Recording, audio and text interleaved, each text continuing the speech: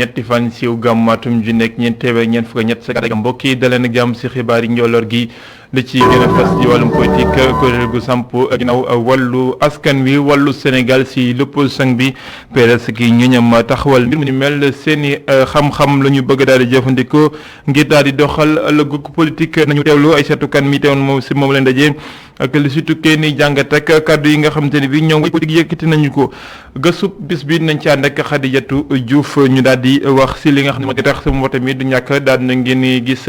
nataal yi wër lëndëg ak mbaali jokkooy di ñuy jëfandikoo ndox mu bon di ndox yi jógee si foos yi di ko raxase yenn oto yi nekk jàngat li si ñoom raxkat yi am ak ñi nga xamante ni bi ñoo di borom woto yi dinañ ko daal di teewlu si gëstu bi nga xam ne nañ ci ànd ak Khadijatou Diouf article de la semaine ni ki gaaw gu jot Alaaji Malick Si dem fekk suñu naataango yi nga xam ne ñu ngi nekk si quotidien bi nga xam ne moo di la si xalima ki nga xam ne moo di Mamadou Makhé Ndiaye del si waat nañu nag si ñàkkub kaaraange geeg fàttati bu bëri gi si biir réew mi ndax dañu war a del si waat ku faat ñu faat la loolu yëpp nañ ci teewlu gëstu bu yaatu bi nga xam ne def nañ ko si laata ñu jeexalee ak li yëglekaay yi xëy fësal tey si gaawu gi dëpp juróom-ñeenti fan si weeru octobre atum 2021 ànd seeg Baba Ndiaye mbokk yi lii mooy li gën a fës si biir jotaay nes ki ñu def si faram fàcce.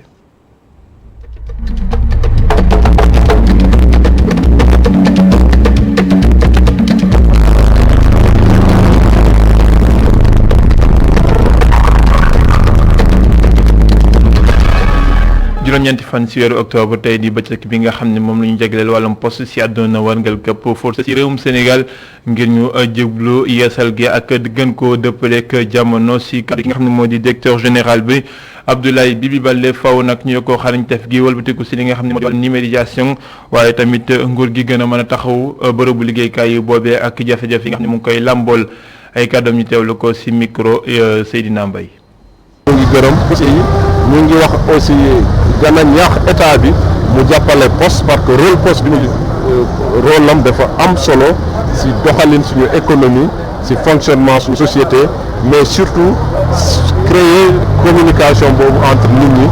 daanaka suñu réseau bi tax na ba soo amee li ngay wax Dakar tey wala li nga yónnee Dakar tey suba jour plus un waa Matam jot ko wala waa Kédougou donc loolu poste moo ko war a def te mu ngi koy def loolu te am na solo tey dañu am lancé nañu produit yu bees bu mel ni jot naa si express produit bu am solo la ensuite aussi ñu ngi lancé si wàllu commerce électronique benn foire en ligne Post Market 3.0 pour en tout cas gën a rataxal jënd bi ak jaay mi et dañ gën a rataxal aussi relation communication entre acteurs yi loolu dafa am solo parce que léegi comme pandémie dafa démontrer que mën nga nekk sa kër soo amee ki nga wóolu mën nga ko yónni mu jënd wala mu livrer la loolu moo tax ñu créer en tout cas foire boobu Post Market 3.0 ay entreprise 100% Sénégal Poste moo ko moom loolu dafa am solo. ñu leen ko doon junñi si bopp xibaar si wàllum politique kuréel gu ya samp na si l'opposition bi ginnaaw wàllu Sénégal wàllu askan wi wàllu Sénégal daan nay samp PDS ak i nattangoom ñoo ko taxawal nag jubluwaay gi lan lañ ñu ne daal di gën a xital aw doxin wu gën a ñoŋ si wàllum politique si réewum Sénégal seen expérience di xam-xam bi nga xam ne jot nañ ko liggéey si wàllu politique moom la ñu bëgg a jiital waaye tamit jublu élection yi nga xam ne moo di palum gox yi nga xam ne moom la ñu dëkmal yooyu yëpp bëgg nañ cee génne ak ndam ndaje lañ doon sampee googule kuréel fekke war nañu ko ay seetu kan ak Seydina Mbaye. kuréel bu yees bu ëmb ku jéggi du woo turu wàllu Sénégal samp nañu ko mu ànd ak xumbuki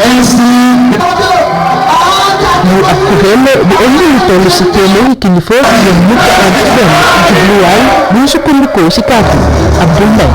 mbooloo moo mën a tax li doon suñu mbëbët maanaam génnee fi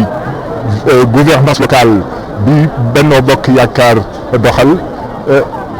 ci loolu rek la mën a jaar am na jàpp ne dañu war a soppi ni ñuy doxalee communauté rurale yi ak activité locale yi. lii jéegale rek si yàngatu ndigal bokk gis-gis taxawaayu kuréel bi say bëttal ndoxtal rek la parce que am yaakaar si gile kuréel. ñu fexe ba localité bu nekk Sénégal ñu teg ko équipe boo xam ni li ñu bëgg coalition bi nekk coalition beneen danañ mën a am loolu. ci gën a jafe nag mooy toog rek summeeku takk sa tubéy jigéen ñi takk seen leer ñu descendre sur le terrain. ñàkk bokkuk Thierno Alassane wàññiwul jamono doole kuréel gi Abdou Mbaye moo ko xamle. coalition moom ma nga waxee da ngay bëgg a bokk nga bokk nga bëgg a génn nga génn waaye li ñuy rafetlu ñun mooy am na ku génn dëgg la mooy république de valeur am na yeneen yu dugg te looloo ci am solo te ñu ngi oote nag. wàllu Sénégal bëgg xeex ngir jogante yi ñu jëm lépp leer samp nañu ab kuréel ngir tànn seeni mbër. Abdou Mbaye Forcewo taxawaay kuréel googu nga xam ne moo di wàllu Sénégal nga dellusiwaat ci mbiru coowal passeport diplomatique yi ñu siy tudd ay ndaw yi réew mu ne daat nay xalaat ne dinañu yëkkati seen balaa ni ki laay ni ki ñu ko defee si yeneen député ngir ñu mën leen a àtte teewul nag mu jàpp ne am nay rëq-rëq yoo xam ne moo am si doxalin wi si makkaanum jëriñ jër wàllum biti réew ay kàddoom Abdoul Mbaye ñu teewlu ko ba léegi ak Aïssatou Kane. ñun dañu ngi am yaakaar ne ñi nga xam ne lii teg nañ ko ñeneen bi leneen xewee ñu laajte immunité bi ñu jëlee ko député yu mën a dem wuyu ji yoon ñu ngi am yaakaar ne bi yoon itam noonu lañ koy doxalee waaye li ci gën a am solo mooy benn bu ñu yem ci procédure judiciaire ndax dem yoon dëgg la am na waaye itam ministère des affaires étrangères ndegem képp kuy jot ci foofu lay jaar war na ubbi enquête administrative ba ñu xam lan moo fa xew. li ci des nag ñun ñaan président Macky Sall ak ñi mu àndal ñu wàññi faux nañu bàyyi faux passeport faux médicament faux décret faux billet doy na Sénégal yi sonn nañu ñu xalaat Sénégal yi te bàyyi faux. maakaanam jëriñ ji yor wàllu mine ak séwalu si daat nañuy amal ab loolu dellusiwaat seen li nga xam ne moo di wàccuwaay yekk meññeenteef yu xarañ yooyu tukkee si su fekk Sénégal naka la ñu mën a def nag ba samp ay taxawaay yoo xam ne dina ko gën a ñongal si wàllum document yoo xam ne moo koy tënk loolee nag xëte woon nañ ko ni ki démb gën a may leer ñu teewlu si ki nga xam ne mooy secrétaire maakaanum jëwriñ joojee di ki nga xam ne moo di Ibrahima Guèye si micro Babacar Seck. te jàpp nañu ne lii ñii di yëngu ci mbiru di def lu bëri alal bu bëri bi ci génn ñu ci ëpp luñ ciy jël ay société la des fois yoo xam ne bitim réew ñuy jógee moo tax ñu jàpp ne mbir mi bu naree dox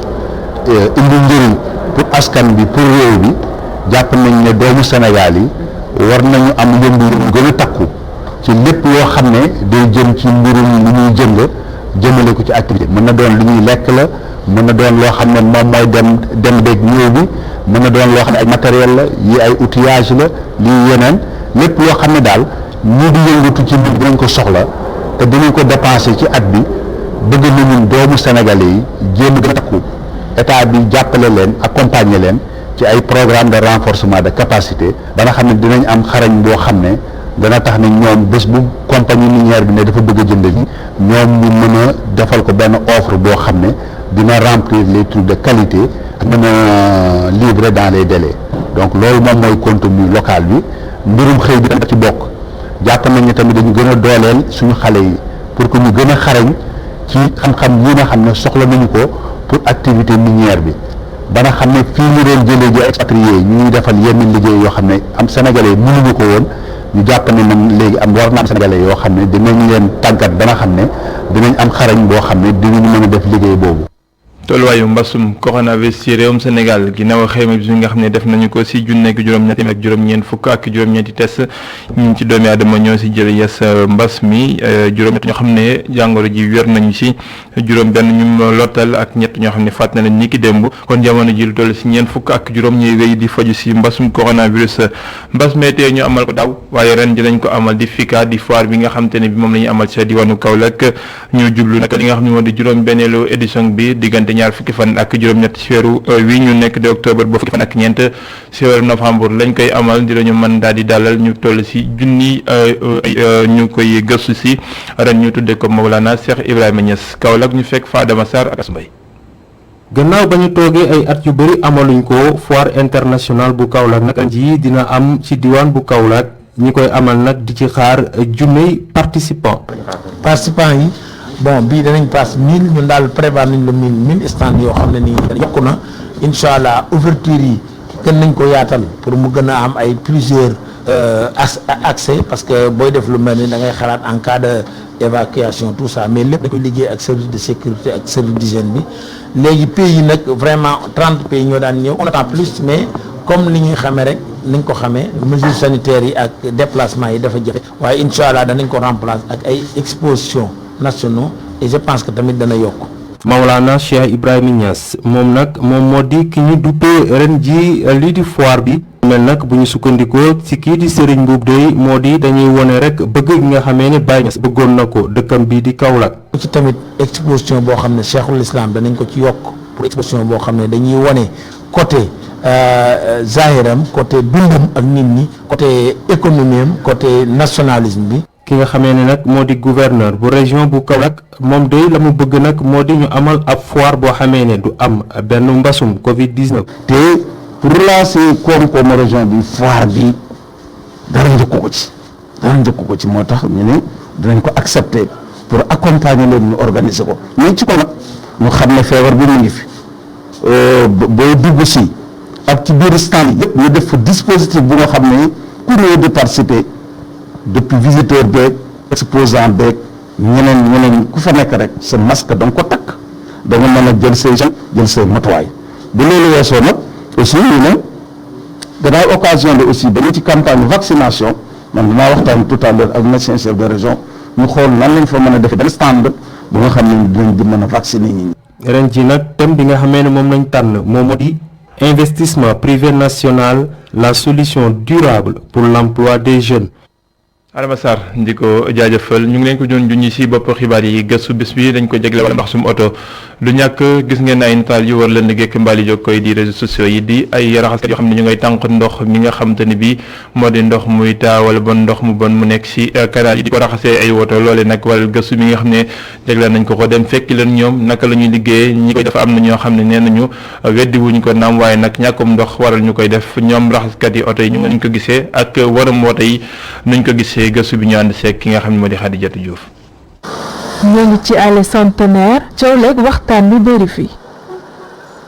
ndaw yi raxas oto ñu fekk leen seen digg liggéey kenn ci ñoom di wuyoo ci Moussa Diouf di ñu xamal ni am na ay nattaangoom yu jëfandikoo ndox yu baaxul di raxas seeni oto client. ndox yu salte bu fekkee dañ koy raxase dañoo amul ndox bu fekkee am nañ ndox carrément bu jeexee comme fi ñuy liggéey duñ ko raxase benn robinet moo am fii ci teew xoolal public bi yëpp moom bu ñu ràngoo ci robinet bi robinet mën na xëy di tijji suba ba ngoon jot te du rootal nit ñi. monte kóolute am na diggante borom oto yi ak ñu leen di raxasal Cheikh Tidiane Gueye di nga xamal ni ci xel mu dal lay joxe otoom. man fii dama fi am gosse boo xam ne nii habituellement ma nga raxasal ça fait plus d'1 an wax naa ko aussi avant ma yore oto bi sax moom mooy Moussa raxasal mais wax naa ko li mu bëggoon waxoon naa ko aussi yaakaar naa aussi mi ngi jël précaution yi. man nag lu mu tegul sama bët mënu ma ko weddi mënu ma ko confirmer mais j'ai entière confiance ci ki may raxasal te xam naa ne li ma ko wax yaakaar naa mi ngi koy sàmm. bi vidéo yi génnee ci réseaux sociaux yi ba léegi wane ay raxaskat oto yu jëfandikoo ndox yu bon Issa moomu xelam dalatul moom i ñaawlu mbir mi. ñoom bu ñuy ut ndox ñun du ñu gis ndox mi man fi may raxasee am na espèce su xaw ma teen la ñuy tibbi ndox xaw ma mais xamoo ban ndox la bon yooyu yëpp ñun duñ ko vérifier dañuy ñëw toog rek ñu raxasal ñu dem. bon bi ñu gis vidéo boobu man gis naa ko depuis lors nag ci laa commencé di xool bu raxasal daal lañ may raxasal quoi parce que léegi dégg nga ma ko wax yow fii raxasoo ko laaloo fii maa ngi xool ndox mi. xew-xew yi andi jàkkare ci borom oto yi te nar a wàññi kóolute gi doxoon seen diggante ak raxaskat yi ñoom ci seen bopp di xam ne ni ñàkk pexe moo waral ñuy jëfandikoo ndox bon bi. jaajëfal ko Khadijatou Diouf ci gëstu boobee ñu daal di fëpp tënk ci doxum ñaxtu bi nga xamante ne bii à la traité yi def nañu ko tey jii ci suba léegi sax lañ daal di yeggal ñu daal di yegg fi nga xamante ne bii moo di RTS ndax ñu ngi ko doore li nga xamante ne bii moo di boobu li point yi nga xam ne moo dox diggante fi nga xamante ne bii moo di ci presse ba foofee li nga xam ne nag moo waral ñuy ñaxtu moo di doxinu institut bi nga xam ne ci la ñu tënk di prévoyance retraite waaye tamit li nga xamante ne bii moo di presse ñu daal di aju ak doxinu ki nga xam ne moo di directeur ba fa di si dañoo jàpp ne dañ ko mooy waa dafa war a tekk ndombal tànkam wala ba ñu jëlee ko si boobu bërëbu liggéeykaay ndaxte dañoo jàpp ne ni muy doxee ñoom arrangé wu leen benn yoon du ñàkk nañ ko teewlu si yeneen jotaay xibaar ak Abdourahmane Ly mi nga xam ne teewoon na si moom leen ndajeel lu ñuy xaar tey ji si wàllum tàggat yaram nag bu ngoon gi jotee moo di jongante bi dox diggante Sénégal ak Namibie si wàllum football 19h lay am see Stade Lat Dior bu Thiès gaynde Sénégal yi yow jëm si waajtaay Coupe du monde 2022 war a jënd ak waa Namibie tey ji Namibie nag waruñu leen a xeeb ndaxte seen taxawaay ràññeeku na lool si waajtaay wi loolee di kaddu yi ki leen di tàggat Aliou Cissé ñu teewlu ko si micro fédération sénégalaise bu football. ñu ngi waajal match suba bi mu nekk ci match éliminatoire coupe du monde boo xam ne moo ñu war a yóbbu fële ci Qatar bu ñu xoolee suñu ñaari match yi yàlla def na ni ñu gagné ko ñetteelu match bi nañu war a football suba contre dëkk bu tudd Namibie joueurs yi depuis lundi ñëpp egg nañu mën naa wax ni que ñeenti séance nañu def yëpp kenn gaañu aussi groupe bi complet na. di fas yéene dugg ci match bi bismillahi rahmaani rahim di si alhamdulilah rabbil alamin yàlla may ñu si ndam bu rëy incha allah. football moom mënuñ ko def sans public bi public bi bu fi manqué rek mën naa wax ne que am na lu manqué ci match yi te loolu tey depuis pratiquement 2 ans ñun ñëpp ñu ngi koy dund le fait que tey public bi dellu si waat ci match suba vraiment ñu ngi siy kontaan bu baax a baax di ñaan yàlla vraiment ñun ñëpp ñu teew ak jàmm ci équipe bi supporter équipe bi yàlla bay ñu si ndam si yàlla yéenante bi. di ab joŋante boo xam ne si fàttali dinañ am bu 19h jotee maanaam si te si ngoon ngeen mën koo dund en direct si iRadio ñu wéyandi si jotaay xibaar ak li nga xam ne moo jëm si gëstub kayitu bés bi suñuy naataango yu yëglekaay bi nga xam ne moo di la daal di xaatim si xalima ki nga xam ne moo di Mamadou Mbaxi Ndiaye dellusiwaat nañ nag si li nga xam ne moo di ñàkk kaaraange geeg faatu gu métti gi nga xamante ne bii am na ci réew mi ñu daal ci def ab gëstu bu yaatu sam fab laaj ndax dañoo war a dellusiwaat li nga xamante ne bii moo di ku faat la ak lu ci mën di am war nañ cee def ab gëstu bu yaatu boo xam ne dellusiwaat na si xët yi nga xam ne dinañu ko ñaan seeg El Hadji Malick Cissé ak Bara Sow.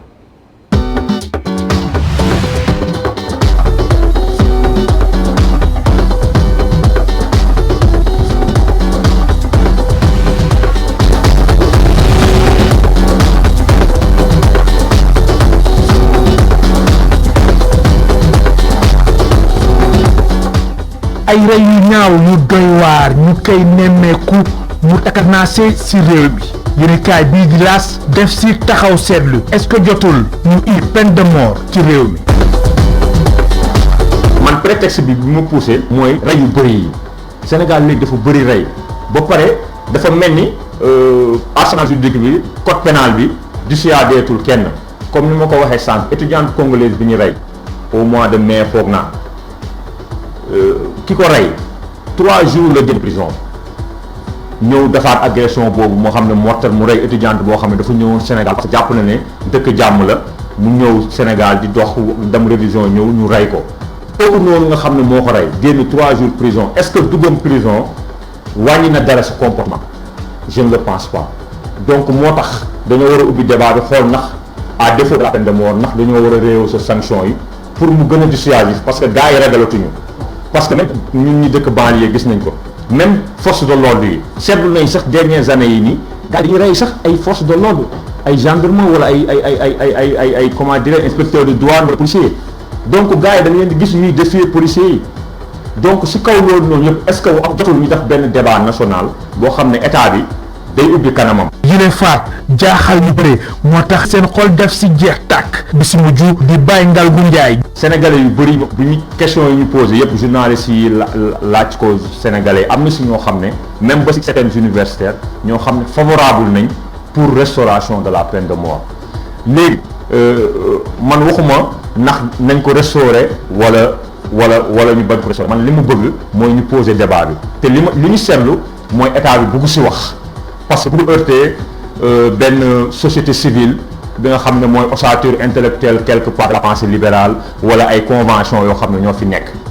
te alors que dans d'autres pays nit ñi ñoo ci waxtaan comme li ma la ko waxee France depuis 81 nañ ko abolir te pourtant daaw Ipsos nga xam ne étude mondiale la sondage mi dafa crédible bi mu defee sondage dañoo gis ne 55% français yi dañoo bëgg peine de mort ñëw gars yi débat suñu woo acteurs politiques yi mais Sénégal fii xaw ma ndax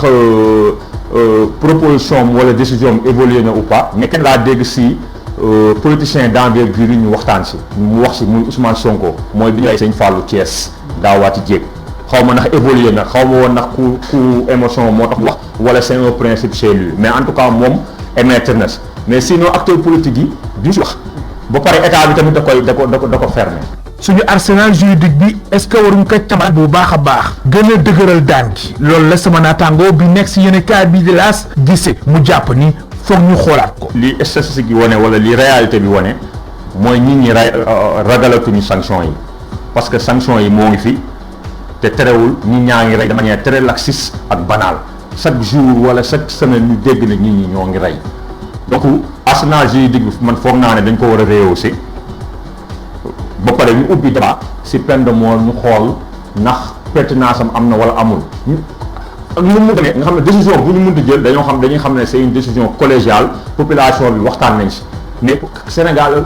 gouvernement bi xar kanamam bugg ko ubbi si wàllu peine de mort te man dama jàpp ne loolu dafa injuste sur un pays pour un pays démocratique. débat scientifique ku si nekk joxe xalaatam ñëpp dugal si seen loxo ba peine de mort ñu xool yan anam nañ koy amalee wala déet si réew mi lu leer ba leer mooy état wu Sénégal dafa war a jël ay matukaayam. parce que li ñu gis mooy peine de mort état bi ubbi su kanamam boo waxee rek mu ne la non dootul ñëw parce que bëgguñu heurter benn société civile internationale wala convention internationale alors que dëkk bu nekk dafa am ay réalité état bi li mu war a def d'abord pour man mooy ñu ubbi débat bi parce que tey koo si laaj si ñoom si gouvernement bi te bu si wax koy wax naan non peine de mort moom du solution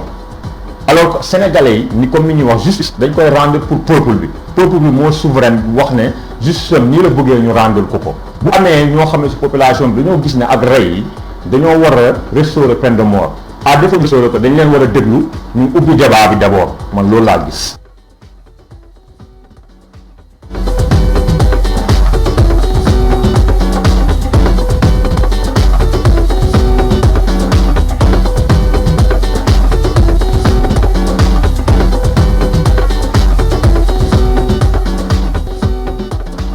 jaajëfal ko Alaaji Malick Seck Bara Sow ak suñu naataango boobee Mamadou Maha Ndiaye bu L'As si yëglekaay yi li yëglekaay xëy fësal tey si gaaw gi dëppoo ko juróom-ñeenti fan si weeru octobre ñaan Seck Baba Ndiaye.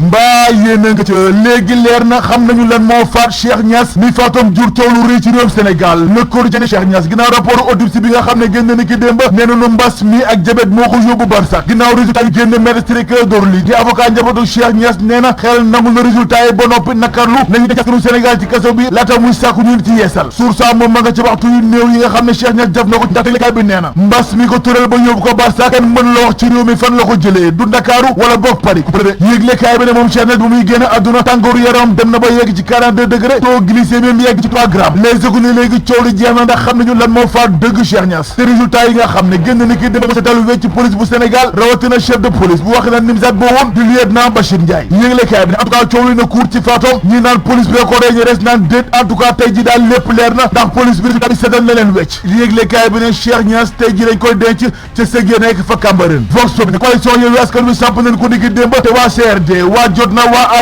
AJ/PADS waa Bokk Gis-Gis waa PDS ak seenu gaay yi ñoo ko sëkk fësal nañu seen bëgg-bëgg ci réewum Sénégal te dul leen lu dul samp équipe yoo xam ne ci mboolem gox yeeg gox-goxaani ci Sénégal ngir ñoom fa ndam lu yaatu ci élection locale ñu dëgmal ñoom waa Wallu Sénégal ne lañu bëgg nag mooy teg loxo département yu bëri ak commune yu bëri ci Sénégal leneen lu di seen bëgg-bëgg ñoom coalition Wallu Sénégal mooy ku leen ñu fas yéene ànd dem ci législative yi ba ci présidentielle yu 2024 yi Sud Quotidien coalition Wallu Sénégal tap nañ ko te xeexem bu njëkk mooy defante ba mu saf sap ak coalition Benno Bokk Yaakaar L'As ne PDS ak i gaay tap nañ seen kuréel ngir jëm ci élection locale yi ci atum 2022 waaye nag démb ci xew mi Père Laye di góor gi national ak Karim Wade Ibn Abdoulaye Wade seen tour nag moo doon jaaba jonge ci daje bi ñu amaloon niki démb loolu sax moo dem ba nëbb sa yi ba kenn déggatu leen nga yëg nga ñàkk yëg enquête ne Mame Mbaye Niang candidat la ci élection locale yi ñu dëg ma ci Sénégal rawatina ci capitale bu Sénégal Ndakaaru ndax moom njiitu Sénégal 2035 nee na mbër la ci jongante locale yi dafa séene wul ànd ak coalition Benno Bokk Yaakaar L'As ne kon raaj bi du mën a ñàkk diggante Amadou Ba Diouf Sarr ak Mame Mbaye Niang jëm ci élection locale yi ci capitale locale bu Sénégal. Les Économies Bamba Fall génn ci coalition Yewwi Askan Wi dana ngi boppam ngir dem ci élection locale yi ñu dëgmal ci Sénégal moom Bamba Fall coalition Médina ci sa xol la samp te ñoom ñoo na dajale koppar gi mu nar a fay ci élection locale yëpp jébal ko te nee na léegi diggam ak coalition Yewwi Askan Wi c'est fini durik tubaab ndaxte dumayu na leen critique ne ay bés bu ñu dëgmal suñu réew du Sénégal lépp nar a taxaw dara du dem dara du dikk ndax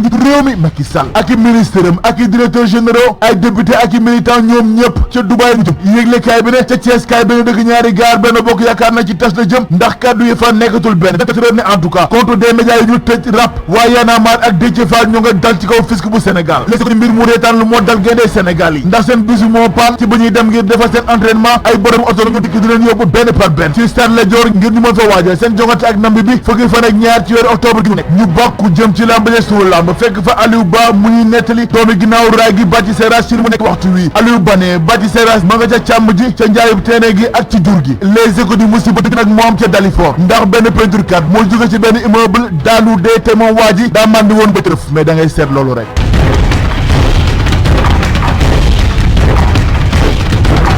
di leen jaajëfal ko moom Baba Ndiaye jaajëfal leen bokk ci teewlu bi li ma def laaj jotaay bi la xibaar benn jotaay bi 18h45 jotee lay doon si kàllaamay wala fu mel si dig daje 19h45 si kàllaamay nasaraan naa ko sama Monique Sagna xibaar yi di wéyandi si www.imedia.sn ñu yend ak jàmm.